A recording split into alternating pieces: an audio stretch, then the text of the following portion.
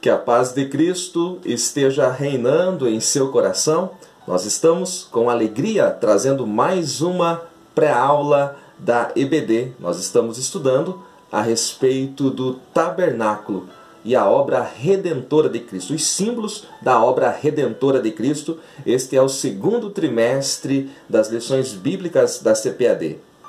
Se você está chegando agora a este canal, seja muito bem-vindo, inscreva-se, deixe o seu comentário, dê o seu joinha e ajude-nos compartilhando esses vídeos nas suas redes sociais. E com certeza você nos ajudará a levar a palavra de Deus mais longe.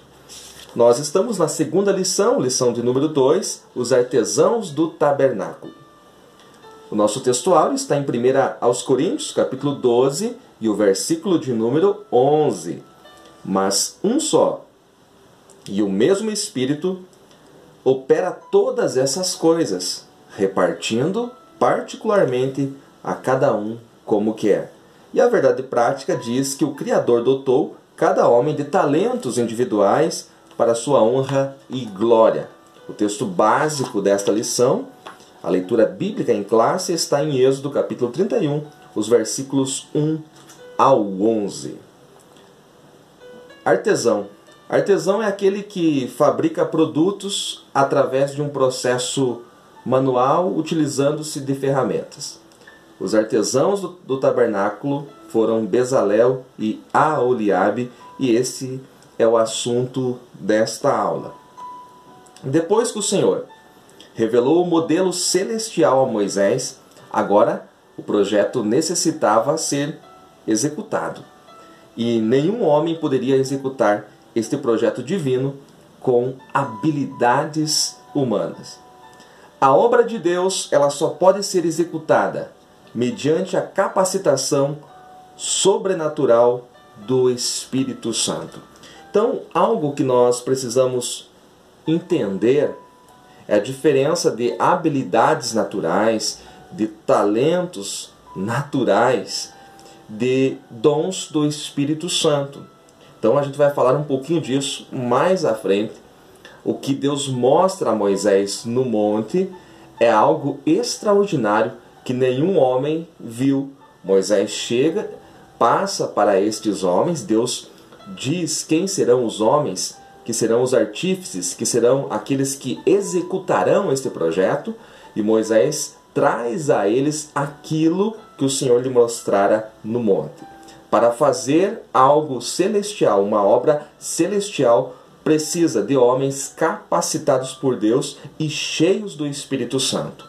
Ninguém pode fazer aquilo que os céus desejam utilizando a sua habilidade humana. Isto é algo muito importante que você pode explorar, porque tem muita gente hoje que tenta fazer aquilo que os céus querem, mas utilizando-se da sabedoria humana, utilizando-se dos conhecimentos naturais, do conhecimento que se adquire nas universidades. Isto é muito bom, só que para executar as obras no reino de Deus, você precisa ser capacitado pelos dons do Espírito Santo. A gente vai explorar um pouquinho isso.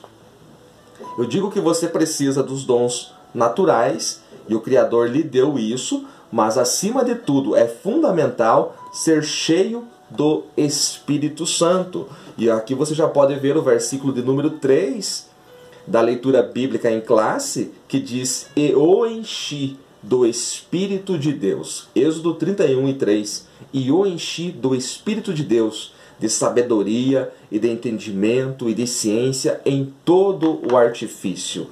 É algo que nós precisamos hoje é entender que só podemos executar aquilo que Deus coloca em nossas mãos no reino, na igreja, se nós formos cheios do Espírito Santo. O apóstolo Paulo, escrevendo aos Efésios, ele diz assim: não vos embriagueis com vinho em que há contenda, mas enchei-vos do Espírito Santo. Assim como não se embriagar é uma ordem, encher-se do Espírito Santo também é uma ordem. Aqui em Efésios 5 e 18, precisamos ser cheios. Algo que eu preciso deixar claro para você é que dons naturais são diferentes de dons do Espírito Santo. Pessoas que nem conhecem a Deus, que não são nascidas de novo, têm dons naturais, habilidades, dom para cantar, dom para praticar um esporte, para jogar futebol, para fazer muitas coisas, para tocar algum instrumento. Então, dons naturais são diferentes de dons do Espírito Santo, mas eu digo aqui que Bezalel e Aholiabe tinham os dois, os dons naturais, as habilidades que eram inatas neles, mas o Senhor o estava capacitando eles para um projeto sobrenatural. Então eles tinham os dois, assim nós também precisamos ter os dois. Tem algo que você tem mais facilidade para fazer do que outras coisas. São as suas habilidades naturais. E utilizando-se disso, o Espírito Santo pode te capacitar a executar coisas extraordinárias. E Deus capacita cada um de diferentes maneiras. Eu trago aqui o texto que está em 1 Coríntios 4 a 11, lembrando que o versículo 11 é o nosso texto áureo, e também Romanos 12, 4 a 8. Você pode ler esses textos e levar para a sua classe. Nesses textos, Paulo fala sobre diversidade, porque Deus utiliza cada um de uma maneira diferente.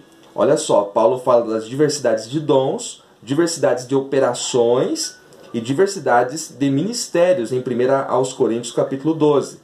Diversidade de dons, sabedoria, conhecimento, fé, cura, milagres, profecia, discernimento, variedade de línguas e interpretação. Mas Paulo também fala das diferentes maneiras do Senhor agir. E ele fala também da diversidade de operações. Diversidade de ministérios, também Paulo aborda ali a respeito do apóstolo, pastor, profeta, evangelista e mestre. Isso ele diz em Efésios capítulo 4 e versículo 11.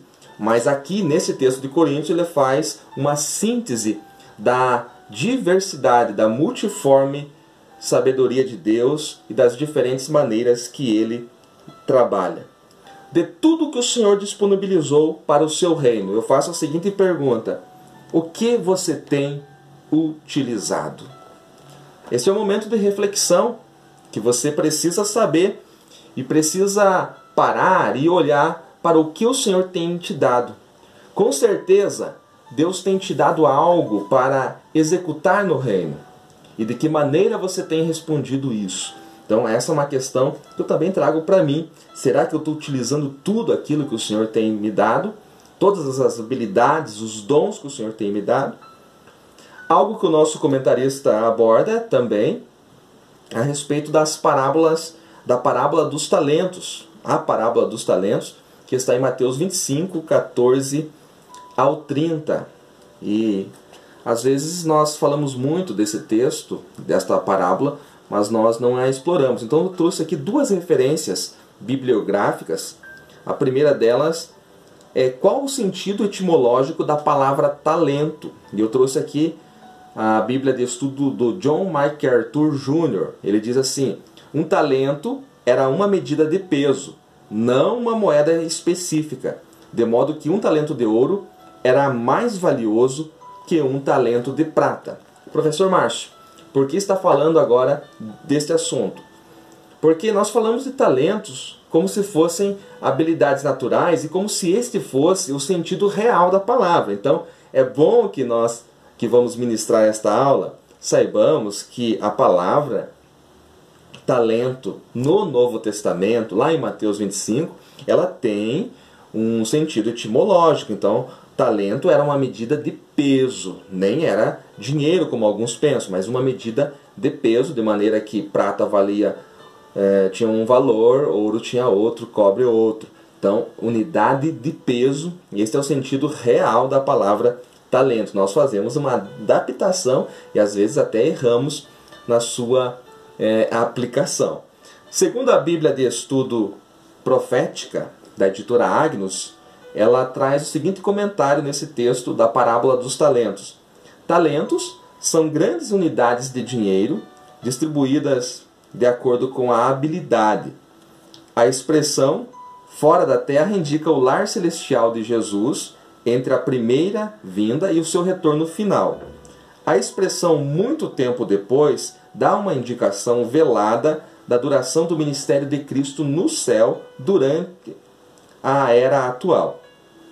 Cada um daqueles que produzem bons resultados é recompensado pelo Mestre e recebe a promessa de ser posto sobre o muito, com vistas ao serviço continuado no reino milenar. Então note que é uma definição bem diferente.